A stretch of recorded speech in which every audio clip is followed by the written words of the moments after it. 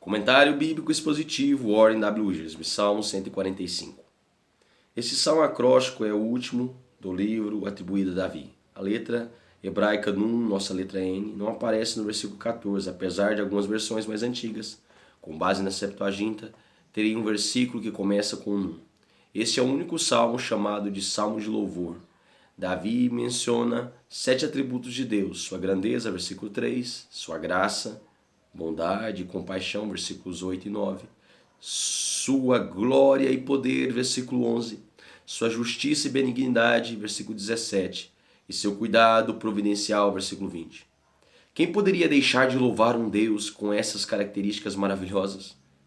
Porém, além de nos dizer por que devemos louvar ao Senhor, Davi também nos diz como devemos louvá-lo. Primeiro, louvai a Deus dia após dia. Salmo 145, versículo 1, versículo 2.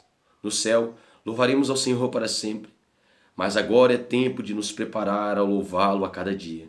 Não importa quão sombrio e difícil seja o dia, sempre há motivos para louvar ao Senhor, ainda que seja pelo fato de não nos vermos sempre numa situação tão ruim. Nosso universo funciona um dia de cada vez, à medida que os corpos celestes percorrem sua órbita ao redor do Sol, de modo que é tolice tentar viver 2 dias de cada vez. Como os teus dias, durará a tua paz. Deuteronômio capítulo 33, versículo 25. E parte dessa paz vem de nosso louvor e gratidão ao Senhor. Segundo, louvai a Deus geração após geração. Salmo 145, versículo 3 ao versículo 7. Uma das responsabilidades importantes das gerações mais antigas é transmitir às gerações mais jovens o conhecimento do Senhor. Quer reconheçamos, quer não, toda a igreja local está a apenas uma geração da extinção. Devemos obedecer a 2 Timóteo 2,2, ver Salmos 48,13, Salmo 71,18, Salmo 78,6, Salmo 79,13, Salmo 102,18, Êxodo 3,15, Êxodo 12,14, Êxodo 12:17, Êxodo 12:42, Juízes 2:10. Deus é grande demais para ser perscrutado pela mente humana. Isaías capítulo 40, versículo 28. Jó capítulo 5, versículo 9. Jó capítulo 9, versículo 10. Jó capítulo 11, versículo 7. Romanos capítulo 11, versículo 13. Efésios capítulo 3, versículo 8. Mas nosso coração pode amá-lo e falar a outros de sua grandeza. O caráter de Deus, as perfeições de Deus, as virtudes de Deus e suas obras extraordinárias são inesgotáveis. E teremos a eternidade toda para continuar a aprender ainda mais.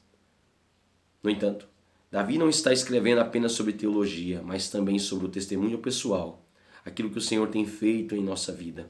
Vinde, filhos, escutai-me, e eu vos ensinarei o temor do Senhor. Salmo 34, versículo 11. A geração mais velha deve olhar para trás e divulgar a memória da imensa bondade de Deus, versículo 7. O termo traduzido por divulgar quer dizer verter incessantemente como uma fonte borbulhante. Salmo 19:2, Salmo 59:7, Salmo 94:4, Salmo 119, versículo 17. Terceiro, louvai a Deus nação após nação. Salmo 145, versículos 8 até o 13a. Davi sabia qual era a sua teologia básica, versículo 8. Ezequiel, capítulo 34, versículo 6, Números 14, 18, Neemias 9, 17. Mas também sabia que essa verdade maravilhosa deveria ser compartilhada com outros. Jonas também tinha esse conhecimento, mas se recusou a compartilhá-lo. Jonas, capítulo 4. O pronome todos é um termo-chave desse salmo. O Senhor é bom para todos, versículo 9. E seu domínio permanece por todas as gerações, versículo 13. Ele sustenta todos os prostrados, versículo 14. E os olhos de todos voltam-se para o Senhor, esperando sua provisão, versículo 15. Ele satisfaz a todo vivente, versículo 16.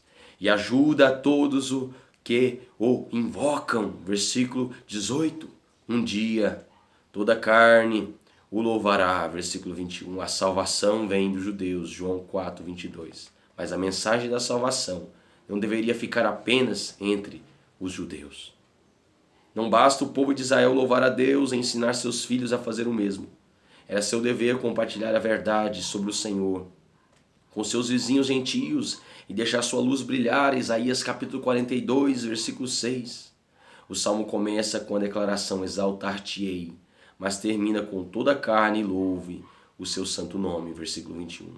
A igreja de hoje tem uma responsabilidade e um privilégio semelhante. Todas as obras de Deus na criação louvam ao redor do mundo, mas, por algum motivo, seu próprio povo não segue esse exemplo. Deus tem compaixão de todos.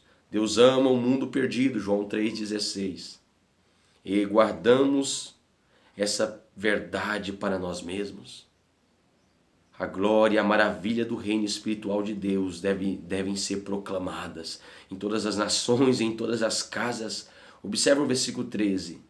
É citado em Daniel capítulo 4, versículo 3. E quarto, louvai a Deus, necessidade após necessidade. Salmo 145, versículo 13b até o versículo 16. Nosso grande Deus não é um proprietário ausente, que recebe o aluguel, mas não conserta o telhado. Conhece todas as nossas necessidades e está presente para ajudar aqueles que o invocam. Os que caem, que estão carregando fardos pesados, que têm fome e certamente os que desejam ser salvos de seus pecados. Atos capítulo 2, versículo 21.